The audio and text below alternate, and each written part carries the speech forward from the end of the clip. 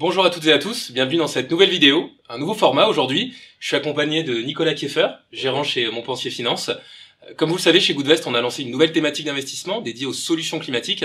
Et aujourd'hui, l'idée, c'était de pouvoir interviewer, de poser plusieurs questions justement au gérant de ce fonds, Nicolas.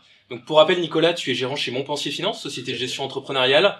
Vous êtes 40 personnes, vous gérez à peu près 3,5 milliards d'euros, autour de 10 fonds, différentes expertises chez Montpensier Finance. Actions, obligations et également gestion thématique. Et toi, de ton côté, tu es arrivé chez Montpensier en 2018 et tu es gérant Action Internationale et tu gères deux fonds, à la fois le fonds M-Sport Solutions et M-Climate Solutions. C'est bien ça? Exactement. Très bien.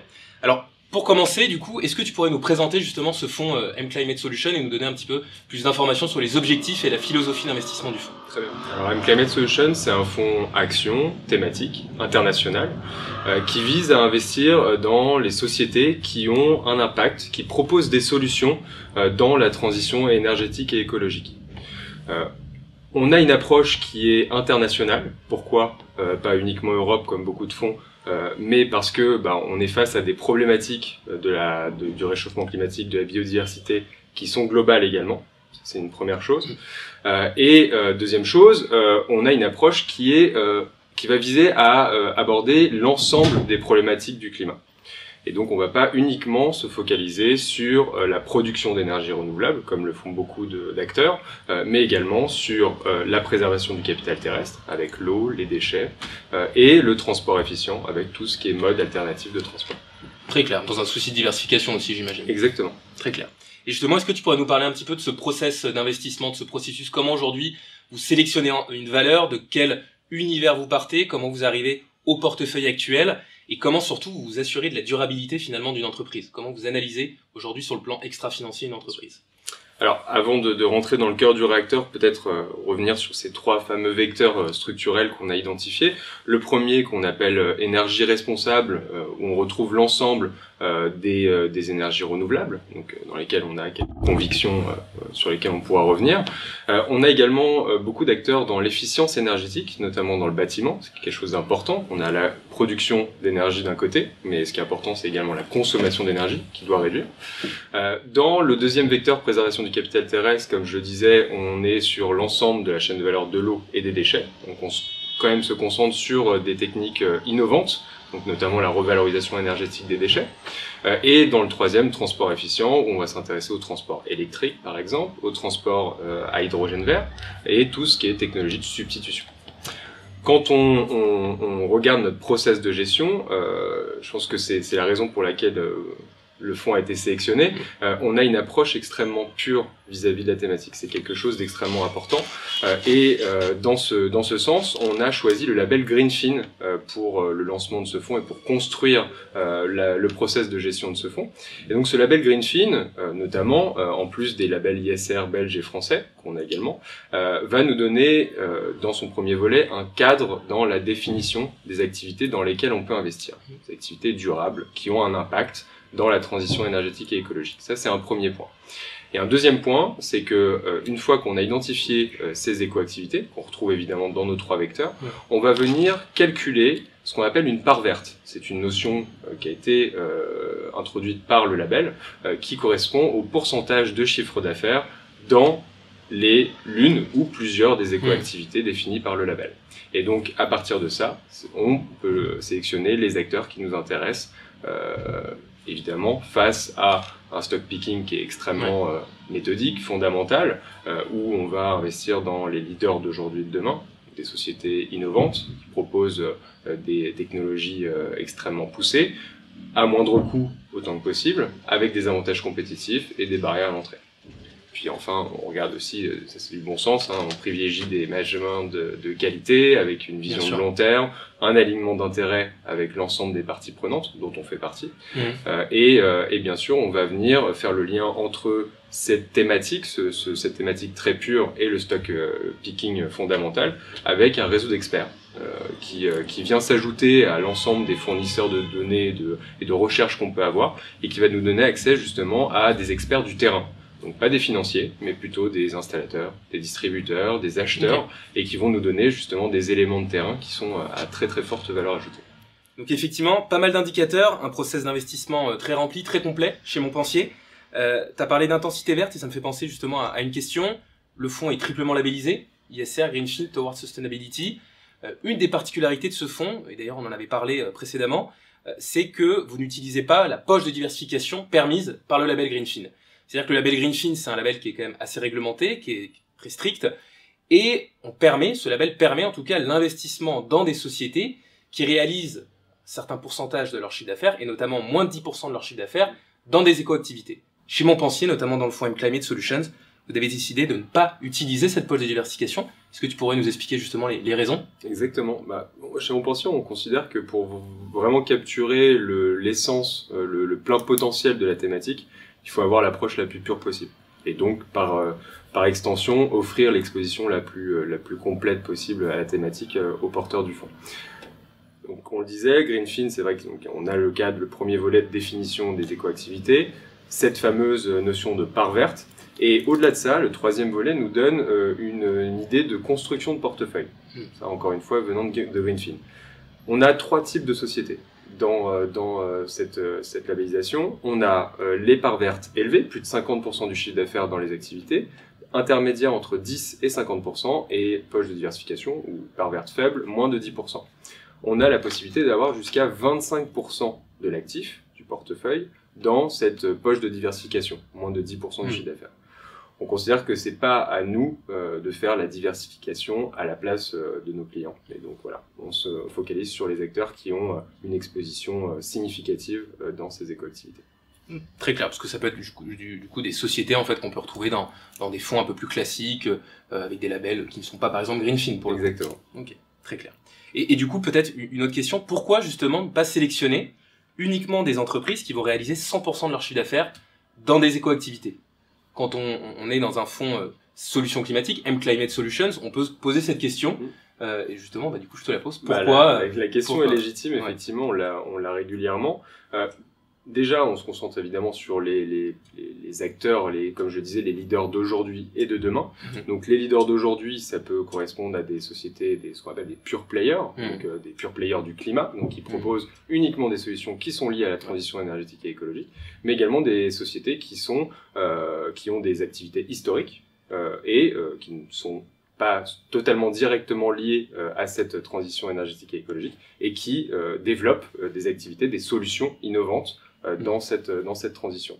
Donc aujourd'hui, malgré tout, on a une approche, comme je disais, très pure, puisque si on regarde les répartitions, on a plus de 71% de parts vertes élevées dans le portefeuille à fin février, et quand on regarde la part verte pondérée du portefeuille, on est autour de 67%.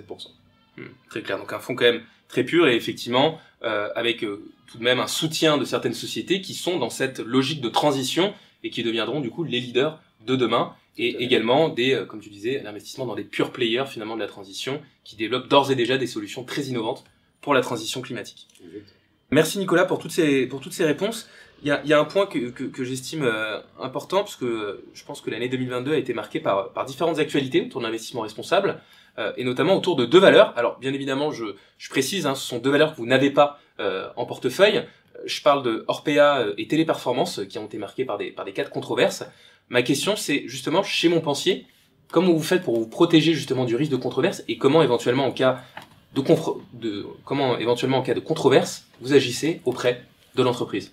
Ces 2 cas, c'est des cas d'école, c'est-à-dire que c'est vraiment un exemple parfait de l'extra-financier qui peut avoir un impact, des externalités négatives financières. Donc il y a un impact sur le cours de bourse qui est notable.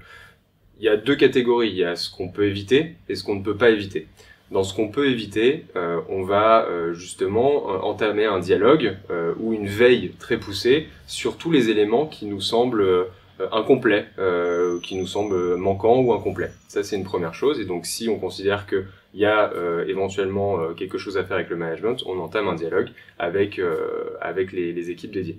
Et dans la catégorie des risques qu'on ne peut pas éviter, parce que le risque zéro n'existe pas, on le sait bien, c'est une approche extrêmement stricte, tout comme le process que je détaillais. C'est-à-dire qu'on a une thèse d'investissement quand on investit dans une société, donc qui contient des éléments financiers, des éléments extra-financiers, À partir du moment où vous venez introduire un élément nouveau, qui va changer cette thèse d'investissement, et que cette thèse d'investissement n'est plus stable, n'est plus viable pour nous, on n'hésite pas à sortir le titre purement et simplement. Merci Nicolas. Et alors là, je sors un petit peu de la stratégie du fonds, mais toi, de ton côté, est-ce que tu aurais une valeur justement qui te tient à cœur à l'intérieur de ce fonds dont tu souhaiterais nous parler aujourd'hui?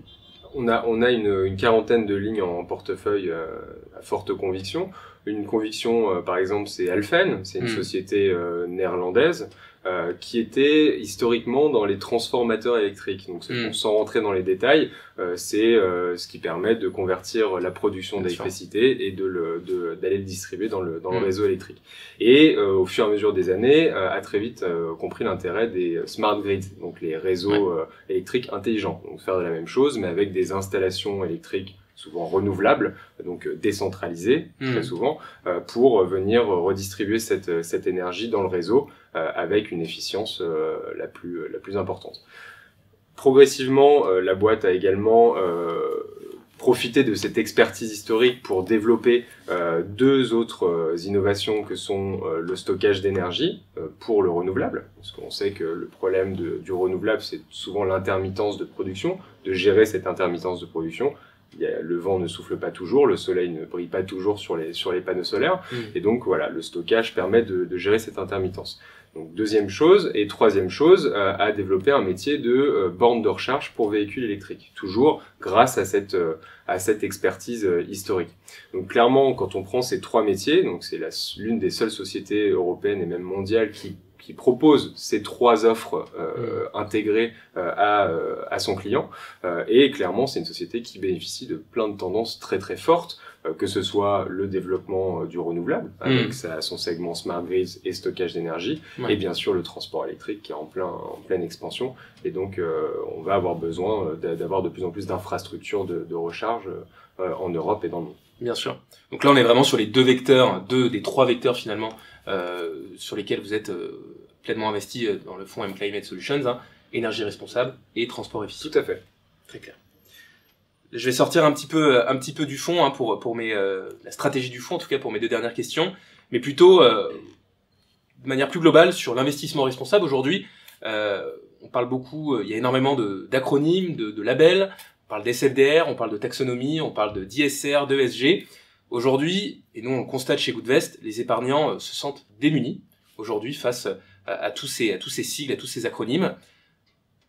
D'autre part, il y a certains labels également qui sont quand même assez controversés. Aujourd'hui, il y a d'ailleurs le label ISR qui est en pleine refonte. Il y a un comité aujourd'hui du label ISR qui se réunit de manière à proposer une refonte finalement du label ISR. Aujourd'hui, quel est pour toi l'avenir, selon toi, quel est selon toi l'avenir de l'investissement responsable? Alors, je suis d'accord, on s'y perd énormément. Il faut se documenter, c'est important. Hein, pour un investisseur, c'est important de regarder ce qui se passe en termes réglementaires. Je pense que dans le futur, on a vu beaucoup d'histoires, de controverses, de greenwashing, de thematic washing, etc. Je pense que c'est que le début. La réglementation, en réponse à ça, augmente sa densité de réglementation, de labels, etc. Je pense que le plus important, c'est d'aller chercher de la pureté vis-à-vis de la thématique, c'est de s'informer également. Après, effectivement, comme je disais, le risque zéro n'existe pas, mais en ayant une approche extrêmement stricte, notamment avec des labels comme le label Greenfin, qui est quand même très cadré, on se prémunit de pas mal de risques, effectivement, de ce genre de type. Très clair. Et donc, du coup, l'investissement responsable, j'imagine, aujourd'hui, l'ensemble des acteurs vont devoir suivre une certaine norme, j'imagine, dans les prochaines années. On espère en tout cas que ça deviendra la norme au bout d'un moment, avec de nouveaux labels peut-être plus exigeants. Le label Greenfin, comme tu l'as rappelé, est très exigeant déjà, il y a un cadre quand même qui est assez strict. On verra effectivement comment ça évolue dans la suite, et j'imagine que c'est votre point de vue chez Montpensier. Très bien.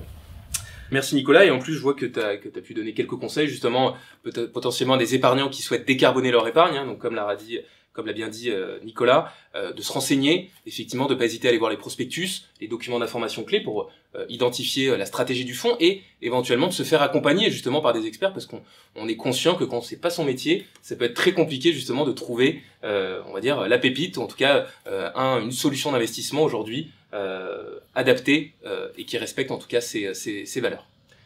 Merci Nicolas. Merci beaucoup. Pour rappel, donc Nicolas qui est gérant du fonds M-Climate Solutions, qui est intégré du coup maintenant dans nos contrats Goodvest par le thème solutions climatiques, accessible aux profils ambitieux et audacieux, donc les deux profils les plus risqués. Merci Nicolas en tout cas pour cette interview. Merci beaucoup. Et à bientôt.